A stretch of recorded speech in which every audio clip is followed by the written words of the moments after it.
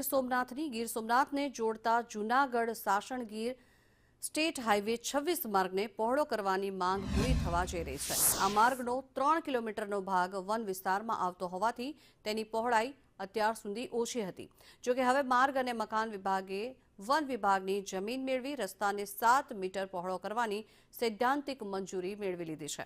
One સંરક્ષણ કાયદા મુજબ તેના વળતર રૂપે માર્ગ અને મકાન વિભાગે 2.57 હેક્ટર જેટલી રેવન્યુ જમીન વન વિભાગને વળતર વનીકરણ માટે આપવાની છે। આ વળતર જમીન મેંદરડા તાલુકાના જીંજુડા અને ગુંદાળા નજીક આવેલો તેજા ટીંબે ડુંગર વિસ્તારમાં છે।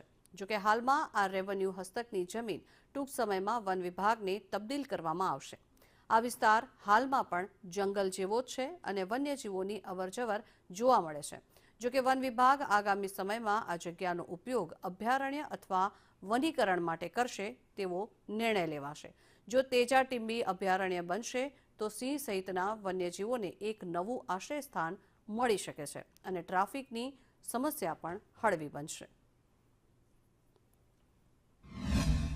લઈને અમારા વિભાગ દ્વારા વન વિભાગના પરિવેશ પોર્ટલ પર ઓનલાઈન દરખાસ્ત કરવામાં આવેલ હતી, જેને વન વિભાગ દ્વારા સૈદ્ધાંતિક મંજૂરી શરતોને આધીન મળી ગયેલ છે।